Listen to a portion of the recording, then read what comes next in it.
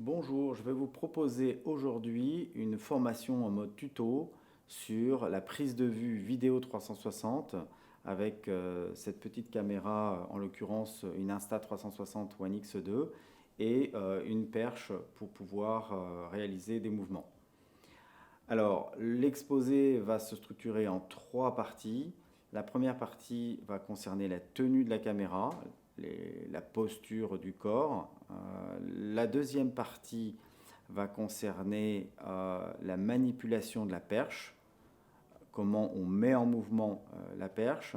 Et enfin, la troisième partie portera sur les déplacements. Voilà, comment on se déplace avec la caméra, quelles sont les meilleures pratiques pour réaliser une prise de vue réussie.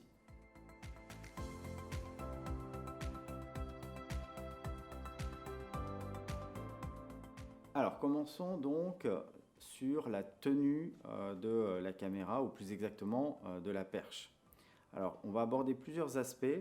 Tout d'abord, vous remarquerez que la caméra comporte deux plans. Un plan avant, avec une lentille à l'avant, et un plan à l'arrière, donc avec une lentille à l'arrière, ce qui lui permet de filmer dans toutes les directions.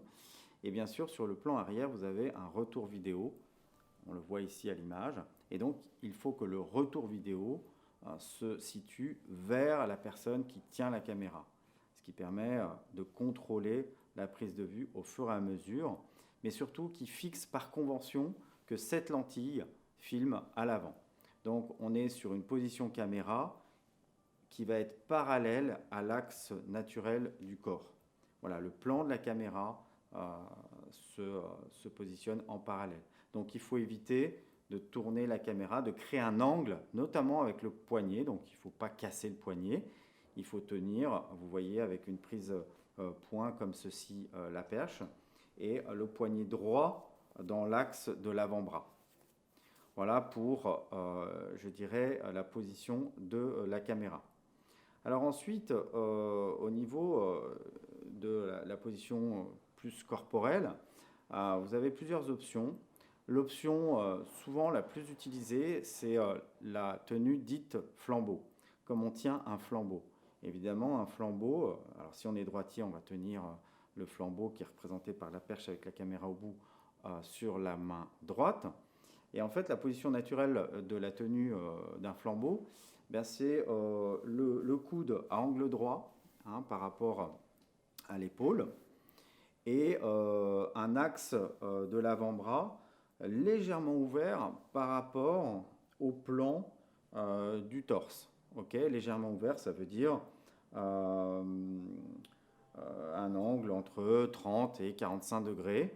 Donc ça veut dire quoi? Ça veut dire qu'on évite d'être trop en angle droit par rapport au ventre. Pourquoi? Parce que plus la caméra est vers le centre du corps, plus le corps obstrue le champ arrière de vision.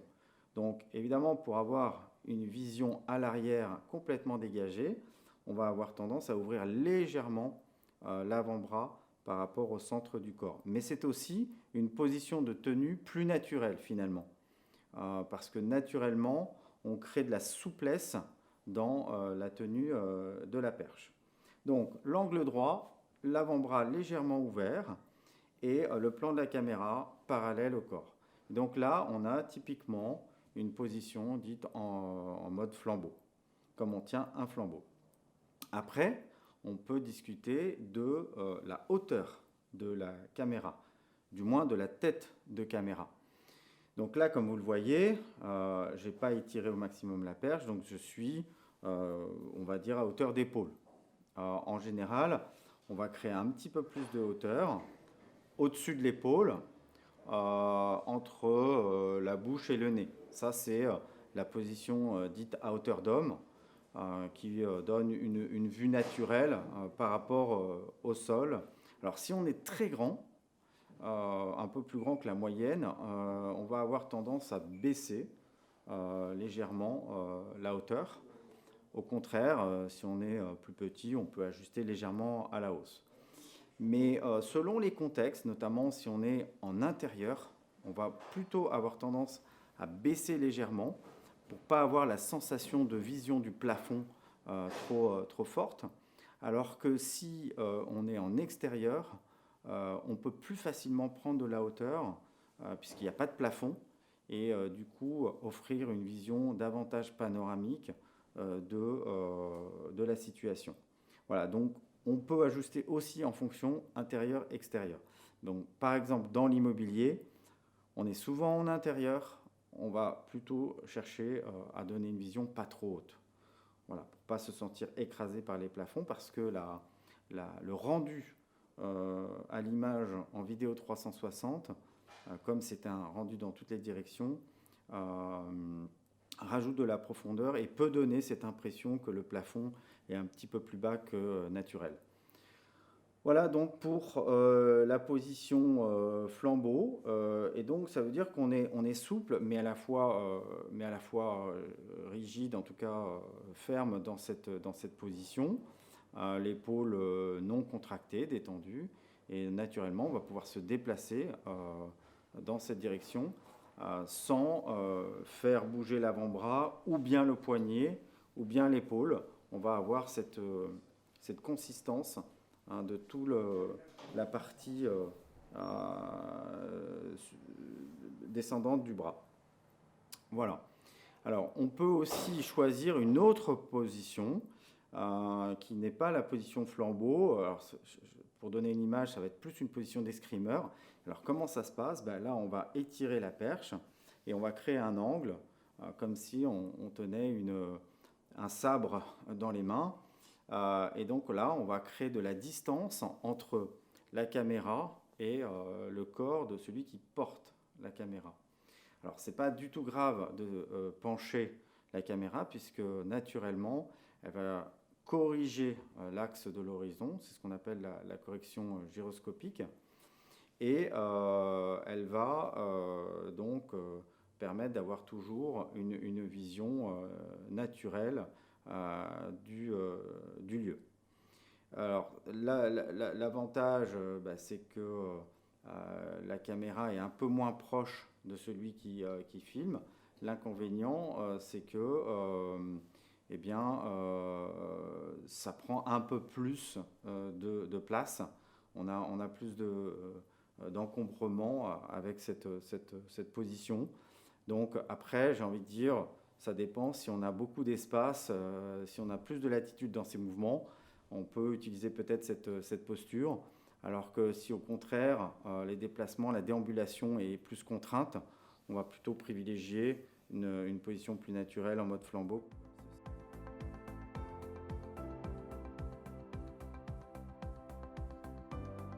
Alors, on va parler maintenant de la manipulation de la perche avec la caméra donc fixée dessus. Et donc, l'intérêt de ces caméras action, c'est qu'on peut réaliser des mouvements, on peut déplacer la caméra et véritablement sans craindre des problèmes de stabilisation ou de changement trop brutal d'axe de vue. Donc en fait, cette caméra, je l'ai dit tout à l'heure, déjà elle corrige l'horizon, c'est ce qu'on appelle la correction gyroscopique, mais elle stabilise également les mouvements de caméra. Donc on peut se permettre pas mal de choses. Néanmoins, on ne peut pas tout faire non plus, et on va expliquer ce qu'on peut faire avec cette perche. Alors, je l'ai dit tout à l'heure, on peut pencher la perche selon la posture que l'on choisit, mais on peut aussi la pencher, l'étirer, comme je le fais à l'instant, aussi parce qu'on va chercher à montrer quelque chose de plus près. Donc, par exemple, si on veut montrer quelque chose qui est en hauteur, eh bien, on peut choisir de tendre le bras et de pointer en hauteur avec la perche. On peut gagner évidemment de la hauteur en étirant la perche. Et donc, on va se servir de la perche comme un pointeur pour s'approcher au plus près de l'objet, en tout cas de la zone que l'on veut montrer en gros plan.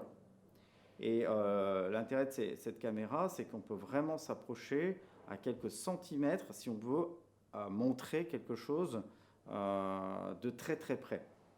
Et donc, voilà, si par exemple Alors je vais la baisser un instant, mais je veux faire un focus sur cet objet par exemple, je peux tout simplement utiliser le retour vidéo pour centrer l'œil de la caméra et m'approcher au plus près pour donner une vision en très gros plan.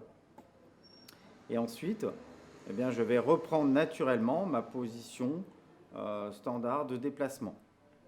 Donc tout ça, je vais le faire avec souplesse. On va éviter les gestes brusques. Dès lors que vous utilisez des mouvements souples, des mouvements ralentis, eh bien, la caméra va pouvoir gérer très très bien ces mouvements. Si en revanche, vous allez trop vite dans vos déplacements ou dans vos mouvements de bras, c'est là que la caméra a plus de difficultés et surtout, c'est là que ça procure un inconfort au niveau du visionnage par les utilisateurs. Donc il faut toujours songer à comment c'est ressenti par l'utilisateur lorsqu'il va visionner. Voilà, il faut vraiment se mettre à la place de celui qui regarde quand on réalise ces prises de vue. Mais en tout cas, on peut à chaque fois qu'on va déambuler, créer des effets de gros plans en déplaçant la perche. Alors j'ai dit tout à l'heure qu'on peut chercher à s'élever avec la perche, mais on peut chercher aussi à montrer quelque chose plus près du sol. Si dans l'immobilier vous voulez montrer un détail de confection au niveau du sol par exemple les motifs d'un carrelage, vous pouvez très bien pencher la caméra, lui mettre la tête à l'envers et vraiment encore une fois comme à hauteur d'homme ou au niveau de la hauteur, pointer la perche vers le bas et vous arrêtez quelques secondes pour laisser le temps à celui qui regarde de poser son regard. Ça, c'est très important aussi, c'est-à-dire que quand on fait de la prise de vue, il ne faut pas être en permanence en mouvement. Il faut amener encore une fois du confort de visionnage par des arrêts sur image, si je puis dire, qui soient suffisamment longs, qu'on puisse apprécier l'objet qu'on est en train de montrer et tout ce qu'il y a autour, parce qu'on va pouvoir peut-être aussi naviguer dans l'image pour regarder d'un peu plus près ce qu'il y a autour. Et le temps de faire cette manipulation, ça peut prendre quelques secondes, donc il faut toujours s'accorder quelques secondes lorsqu'on fait un arrêt sur image, soit en position rapprochée, soit en vision globale, par exemple au milieu d'une pièce. Si on veut laisser le temps de l'observation en mode panoramique, il faut s'arrêter quelques secondes à un point stratégique, par exemple au milieu de la pièce, pour laisser ce temps-là.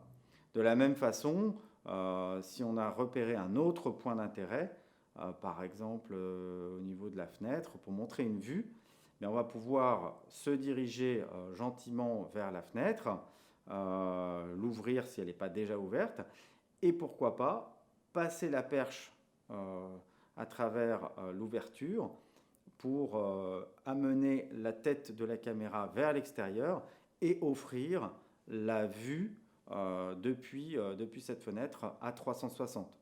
Et donc, lorsque l'on va offrir cette vue, encore une fois, on va rester en position statique. On n'a pas besoin de tourner pour brosser le paysage, puisqu'on capte à 360 degrés, c'est celui qui regarde qui va naviguer dans l'image et poser son regard dans la direction qu'il choisit. Donc surtout, quand on est en position stable, fixe, on ne va pas tourner la caméra, on va rester vraiment immobile au niveau du point de vue de la caméra pour permettre à celui qui regarde de naviguer à partir du point immobile.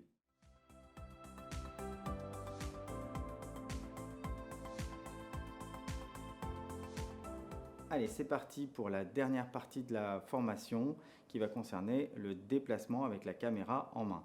Alors, quelques points importants à retenir. Le premier, c'est le rythme du déplacement.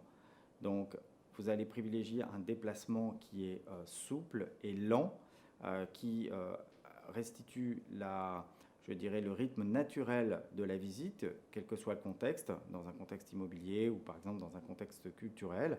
Eh bien, on marche très lentement, tout simplement pour prendre le temps d'observer le décor, d'observer les œuvres qui sont données à voir. Donc ça, c'est la première des choses. Deuxième chose, bien entendu, on ne va pas improviser le déplacement, on va le réfléchir à l'avance, on va anticiper, j'allais dire, les virages. Ça veut dire qu'il faut étudier en amont le circuit que l'on va utiliser tout au long de la visite. Enfin, on va prévoir aussi des temps d'arrêt. Pour ne pas être constamment en mouvement, on va varier premièrement le rythme du déplacement. On peut décélérer lorsqu'on arrive à un point d'intérêt ou au contraire accélérer lorsque l'environnement est moins intéressant à observer. Et intégrer donc je le disais, des pauses, des temps d'arrêt au point d'intérêt. Par exemple, lorsque, on l'a vu dans les précédentes parties, on veut apporter une vue de près, une vue en gros plan d'un élément de décor, eh bien, on va prendre le temps de s'arrêter, d'approcher la caméra et en position fixe, de poster la caméra au plus près de ce que l'on veut montrer en gros plan. Et là, on va compter dans sa tête peut-être 5, 10, 15, 20, voire 30 secondes en fonction du temps dont vous avez besoin pour poser votre commentaire sur ce que vous voulez montrer. Et donc, le circuit, l'étude du circuit, le rythme et bien sûr les temps d'arrêt. Alors faites-en souvent, je préconise régulièrement des micro-pauses ou des pauses un peu plus longues lorsque vous en avez besoin. Donc voilà, un déplacement naturel qui évite les rotations, plutôt en ligne droite. Donc on va privilégier les déplacements rectilignes pour minimiser les rotations du corps, les retournements. Et parfois même, à la place d'un retournement, on va peut-être choisir une marche arrière, faire quelques pas en arrière. C'est plus souple, c'est plus agréable pour celui qui regarde que peut-être de voir l'image se tourner à 180 degrés. Donc voilà les points essentiels pour optimiser le déplacement caméra au point.